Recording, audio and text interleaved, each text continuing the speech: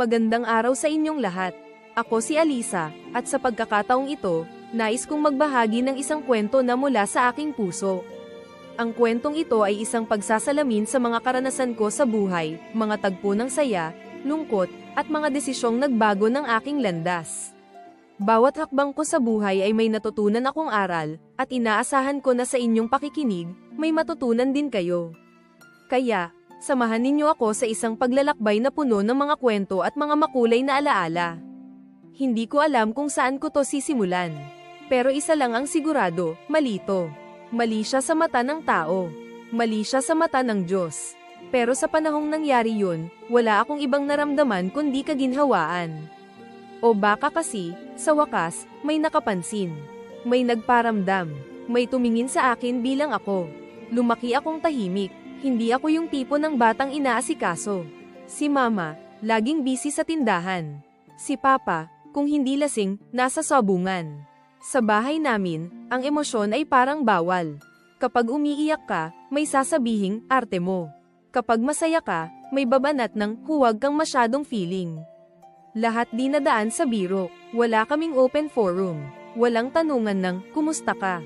Kaya nung dumating si Tito Romy, para akong binuhusan ng bagong presensya. Siya yung pinsan ni Mama na galing probinsya. Tumira siya sa amin pansamantala kasi may gusot daw sa pamilya niya. Wala kaming idea kung anong tunay na kwento, basta ang sabi ni Mama, hayaan mo na muna siya dito.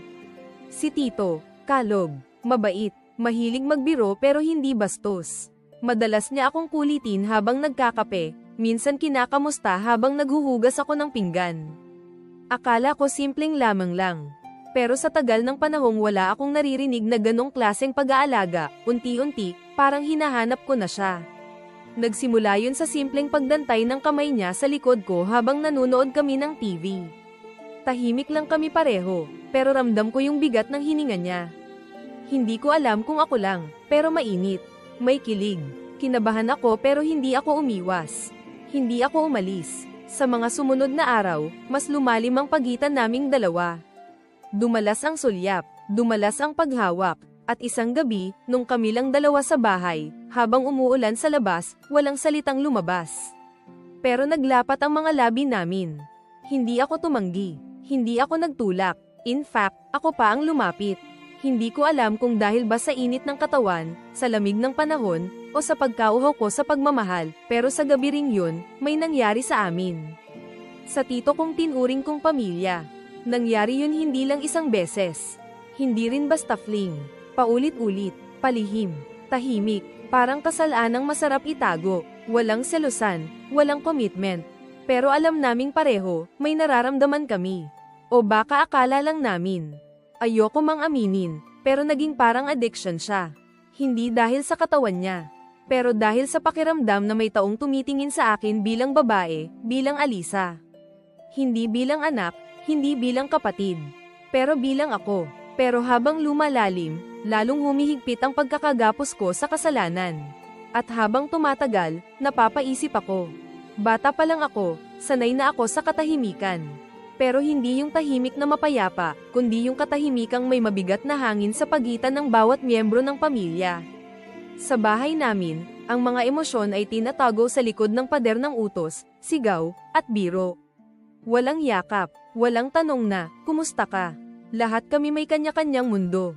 Si Mama, palaging pagod. Madalas, pagkagaling sa palengke o pag-aalaga ng tindahan, diretsyong higa. Hindi siya masungit, pero hindi rin malambing. Si Papa naman, parang hindi ko lubos na nakilala. Uuwi lang para kumain, matulog, o minsan, para sumigaw kung hindi tama ang kanin o kulang ang ulam. Sa bawat araw na lumilipas, pakiramdam ko, unti-unting nawawala ang lugar ko sa sarili kong bahay. Wala akong hinanakit noon, kasi hindi ko alam na may kulang. Hindi ko alam na dapat pala, may nagsasabi sa'yo ng, mahal kita. Hindi ko alam na dapat pala, may tumutulong sa'yo kapag nahihirapan ka sa eskwela, o may lumalapit kapag umiiyak ka sa kwarto. Hanggang sa dumating si Tito Romy. Wala naman siyang paabang darating. Basta isang umaga, nandun na siya. Isang bag lang ang dala. Nagsabi si Mama na may problema daw sa asawa, kaya doon muna siya. Sa una, parang wala lang. Pero habang tumatagal, siya lang yung unang tao sa bahay na nakipagkwentuhan sakin. Yung totoo, bakit parang hindi ka masaya rito? Tanong niya isang gabi habang naghuhugas ako ng pinggan. Napatingin lang ako, walang sagot, pero para bang naramdaman niyang may kailaliman yung katahimikan ko. Doon ako nagsimulang mapalapit, hindi agad halata, akala ko tito lang na masayahin. Pero iba yung tingin niya sa akin minsan. Hindi bastos, pero mainit, yung tipong titig na hindi mo maintindihan kung concern lang ba o may halo ng ibang damdamin. Minsan, pagkagaling ko sa school, dadatnan ko siyang may nilutong merienda. Minsan, tinatanong niya ako kung may nagpapaiyak sakin. Minsan, tahimik lang siyang uupo sa tabi ko habang nakikinig ako ng music. Wala siyang ginagawa na direktang mali, pero nararamdaman kong iba siya kumilos kapag kami lang dalawa. Parang may pinipigilang init, parang may tense yung ayaw bumitaw.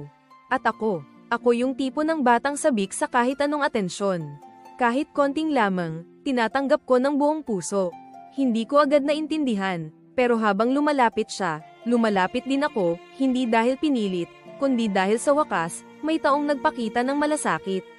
Doon ko unang naranasan yung tipo ng presensya na hindi galit, hindi malamig, hindi sarkastiko. Si Tito lang yung tahimik pero naroroon. Kahit magkatabi lang kami sa sofa, kahit hindi kami nag-uusap, pakiramdam ko, may koneksyon. At habang paulit-ulit na sinasabi ng isip kong mali ito, mas lumalalim naman yung uhaw kong mapansin. Hindi pa kami may nangyayari noon. Pero sa mga gabing tahimik, kapag nauuna na silang matulog, kami pa ring dalawa ang gising. At sa bawat sulyap, sa bawat aksidental na pagdikit ng braso, sa bawat paghinga niya na parang hinahabol, doon ko naramdaman. Mali na, pero huli na. Nagsimula na akong umasa. Hindi ko alam kung paano niya nahuli, o kung paano niya naamoy. Pero isang gabi, habang nasa kusina kami ni Tito, ramdam kong may kakaiba sa tingin ni Mama. Hindi naman kami gumawa ng mali sa harap niya, hindi kami naghalikan, walang hawakan na halata. Pero ewan ko, siguro may paraan talaga ang isang ina para maramdaman kapag may nangyayaring hindi dapat. O baka dahil sa titig ko. Sa titig niya, sa sobrang tahimik naming dalawa habang magkasama, pero parang may ingay sa pagitan ng mga mata namin. Yung gabing yun, may iniabot si Tito sa akin na kutsilyo habang naghihiwa siya ng gulay. Nadikit ang kamay niya sa kamay ko. Ilang segundo lang, pero mahaba yun kung alam mong may lihim kayong pinangangalagaan. At doon ko siya nakita, si Mama. Sa pintuan ng kusina, tahimik, pero matalim ang tingin. Walang sigawan, walang eksena. Pero kinabukasan, hindi na namin nakita si Tito sa bahay. Akala ko may lakas ako. Akala ko kaya kong panindigan yung naramdaman ko. Pero nang makita kong wala na yung tsinelas niya sa may pinto, wala na yung tasa niya sa lababo, wala na siya, parang may nalaglag sa loob ko na hindi ko alam kung mabigat o wala na lang talagang laman. Hindi rin nagsalita si Mama. Hindi ako kinumpronta, pero bigla siyang naging malamig, kahit sa karaniwang araw. Hindi na niya ako kinakausap maliban sa mga utos. Hindi na siya tumitingin sa akin ng diretso. At yung pinakamasakit, yung tingin niya, parang ibang tao ako. Hindi na ako anak, parang kasalanan na ako sa paningin niya. Narinig ko na lang mula sa mga kapitbahay na may nagsumbong raw. May nakakita raw na minsang magkahawak kami ni Tito habang nasa labas. May kumalat pang chismis na buntis daw ako, kahit hindi naman totoo. Ang bilis ng salita sa lugar namin, pero ang bagal ng paliwanag. Walang gustong makinig sa kwento ko. At si Tito, hindi man lang nagpaalam. Wala kahit isang text, kahit isang sorry, kahit isang paliwanag. Wala, parang bigla na lang siyang nawala na parang multo na natapos na ang misyon. Ang sakit, hindi lang dahil iniwan niya ako. Mas masakit kasi, akala ko, ako yung pinili niya. Akala ko, ako yung babae sa kwento naming dalawa. Pero nung may humarang, nawala siya. Iniwan niya akong may kasalanan.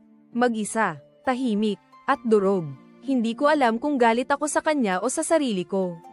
Hindi ko rin alam kung galit ako kay Mama dahil hindi niya ako kinausap.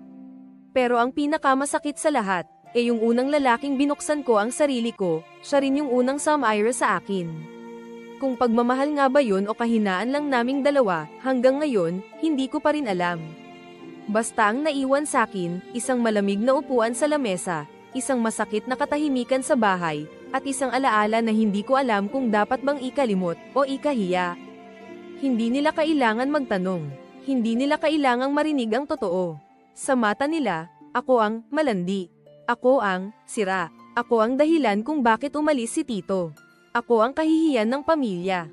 Simula nang lumabas ang tsismis, para na akong multo sa sarili kong komunidad. Yung mga dati kong kaibigan, biglang umiwas. Yung mga kapitbahay, biglang nagpipigil ng tawa kapag dumadaan ako. Parang lahat ng mata, bumabaon sa balat ko kahit wala akong sinasabi. Lahat ng bulong, parang sumisigaw sa tenga ko ng isang salitang paulit-ulit, malaswa. Masama, marumi, pinilit kong bumangon. Nag-apply ako ng trabaho kahit sa malayo. Tumira ako sa kamag-anak sa ibang bayan para makalayo sa kahihiyan.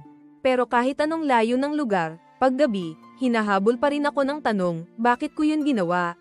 Sa una, umiiwas ako sa atensyon. Tahimik lang, mabait, pero habang tumatagal, pakiramdam ko, mas lalo lang akong nawawala.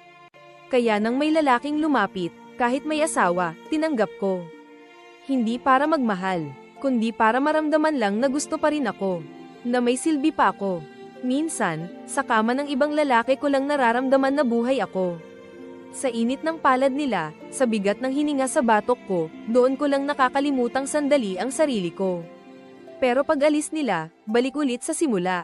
Parang laging may kulang. Parang laging may hindi sapat. Hindi ko na rin alam kung anong totoo. Kapag may bagong kakilala, iniisip ko agad, gagamitin niya rin ba ako? O ako na naman ang mauunang man-iron ng sarili ko. At sa sobrang takot, minsan nauuna na akong lamandi, magsimula, mangakit, para ako ang may kontrol. Para kung masaktan man ako, at least alam kong ako ang may hawak sa sugat. Pero sa totoo lang, wala akong hawak. Wala akong direksyon. Paulit-ulit lang akong bumabalik sa parehong pattern ng pagkalugmok. And every time I think I'm healing, may magpapaalala sa akin ng lahat, isang comment sa Facebook, isang tingin ng matanda sa palengke, isang tawag mula kay mama na malamig pa rin ang boses kahit taon na ang lumipas. Kaya ngayon, hindi ko na alam kung may pag-asa pa akong bumuo ng totoo. O baka ako lang talaga ang sirang bahagi ng kwento. Yung tipong kahit anong ayos, laging may lamat. Ako ba ang problema? O dahil sa pagpapalaki sakin, sa katahimikang sinanay ako, hindi ko lang talaga alam paano magmahal ng tama. Minsan, huli mo nang marirealize na hindi lang pala ibang tao ang sumire sa'yo, minsan, ikaw rin. Isang gabi, nasa kwarto lang ako.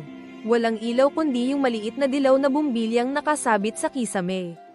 Tahimik, wala akong kausap, wala akong kachat, wala ring humahawak sakin. At sa unang pagkakataon sa matagal na panahon, wala ring lalaking humihingal sa tabi ko. Tumingin ako sa salamin. Hindi ko alam kung anong inaasahan kong makita. Pero yung bumungad sakin, parang estranghero. Hindi na ako yun. Wala na yung kinang sa mata, wala na yung kilig sa labi. Para akong laruan na pinasa paahan, tapos tinambak na lang sa isang sulok. Walang iyak, pero mabigat. Para akong may nakasabit sa dibdib ko na hindi ko matanggal. Para akong nabubuhay, pero hindi naramdam ang sarili. Bakit parang wala na akong pakiramdam? Napaisip ako. Ilang beses na ba akong nagbigay ng katawan sa taong hindi naman ako mahal? Ilang beses ko na bang nilapitan ng init, kahit alam kong paso ang kapalit? Ilang beses ko nang tinanggap ang kaunting atensyon, kahit malinaw na tira-tira lang yun ng pagmamahal. Akala ko dati, si Tito lang ang may kasalanan. Akala ko siya ang dahilan ng lahat ng pagkabasag ko. Pero hindi na ako bata. Hindi na rin ako inosente. Dumaan na ako sa maraming lalaki, sa maraming gabi, sa maraming umagang walang yakap, pero wala pa rin akong natagpuan kundi sarili kong sirang damdamin. Ako rin pala ang may pagkukulang. Kasi sa halip na hanapin ang sarili ko, hinayaan kong buuin ako ng ibang tao. Sa halip na gamutin ang sugat, pumikit ako. Pumayag akong paulit-ulit na masaktan, basta may kasama. Basta may pansin. Kahit kunwari lang. Kahit sandali lang. Nakita ko ang pattern, lagi akong nahuhumaling sa lalaking sarado, lalaking unavailable, lalaking hindi ako pinipili. Siguro kasi, sanay ako sa ganong treto. Sanay akong di pinapansin. Kaya kapag may pakonting lamang, sobra kong sinasalo. Nilulunod ko ang sarili ko sa kaunting lamang, kahit lason. Masakit aminin, pero ako rin ang sumire sa sarili ko. Ako rin ang humubog sa alisang hindi marunong umiwas. Hindi marunong tumigil. At ngayon, habang nakatitig sa salamin, wala na akong luhang may bagsak. Wala na ring sigaw sa loob. Tahimik lang, pero ang bigat. Parang akong patuloy na lumulubog, pero wala namang tubig. Patuloy na nasusunog, pero walang apoy. At ang tanong na paulit-ulit sa isip ko habang nakatitig sa sariling mata, paano kung ako mismo ang hindi marunong mahalin ang sarili ko? Hindi ako mahilig humingi ng tulong, lalo na pagdating sa damdamin. Lumaki akong sinanay sa tahimik na pagtanggap, sa pagngiti kahit may binubuhat. Pero dumating yung gabi na hindi na ako makahinga. Wala namang sumisigaw, pero parang punong-puno na ang loob ko. Kaya sinubukan kong huminto. Hindi literal na huminto sa buhay, pero huminto sa pagtakbo.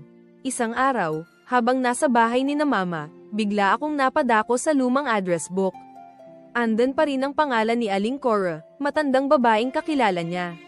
Dati raw guidance counselor, tahimik, pero matalim tumingin. Tinawagan ko siya. Kinabukasan, magkaharap na kami sa isang maliit na tindahan ng lugaw sa kanto. Hindi siya agad nagtanong, naghintay lang. Ako na ang kusang bumulong, pagod na po ako. Sa mga sumunod na linggo, paulit-ulit akong bumalik. Hindi madali, ilang sesyon din akong tahimik lang, hindi makatingin sa mata. Pero unti-unti, sa mga tanong niya, natuto akong lumingon sa mga alaala, hindi para saktan ang sarili ko, kundi para maintindihan kung paano ako napunta rito. Naalala ko ang mga gabi sa bahay na walang yumayakap sa akin kahit umiiyak ako. Naalala ko ang mga titig ni Tito na hindi ko naintindihan noon, pero tinanggap ko kasi yun lang ang init na naranasan ko.